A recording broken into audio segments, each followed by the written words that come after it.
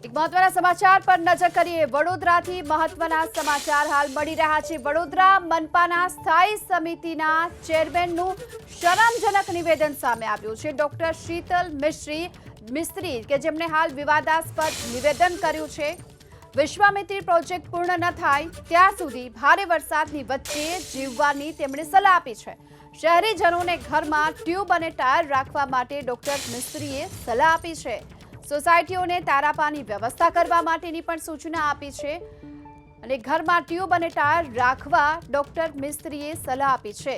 વડોદરા મહાનગરપાલિકાના સ્થાયી સમિતિના ચેરમેન છે ડોક્ટર શીતલ મિસ્ત્રી, જેમણે આ પ્રકારનું શરમજનક નિવેદન આપ્યું છે અને તેમનું કહેવું છે કે જ્યાં સુધી વિશ્વામિત્રી રિવરફ્રન્ટનો જે પ્રોજેક્ટ છે તે પૂર્ણ ન થાય ત્યાં સુધી ભારે વરસાદની વચ્ચે લોકોએ જીવતા શીખવું પડશે અને આ માટે શહેરીજનોને ઘરમાં ટ્યુબ અને ટાયર રાખવા માટેની પણ તેમણે સલાહ આપી છે। કારણ કે થોડા દિવસો પહેલા જ્યારે પૂરની સ્થિતિ સર્જાઈ હતી અને તેની વચ્ચે લોકોએ પારાવાર મુશ્કેલીનો સામનો કરવો પડ્યો હતો।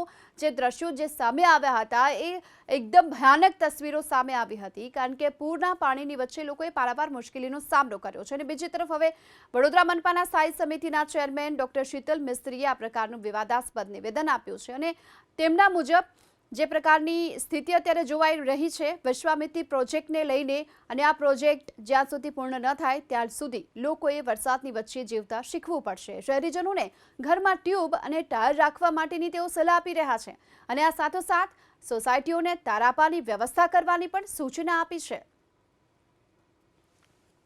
એમાં નાગરિકોએ પણ ફક્ત તંત્ર પર આક્ષેપ મૂકવાના બદલે થોડું આપણે પણ તૈયારી કરીએ, જેથી કરીને આપણે પણ સેફ રહીએ। કે ઘરમાં એકાદ ટ્યુબ રાખીએ કે સોસાયટી મોટી સોસાયટી હોય તો એકાદ તરાપાની વ્યવસ્થા કરે કે ઇમરજન્સી લાઇટ રાખે કે દોરડા રાખે।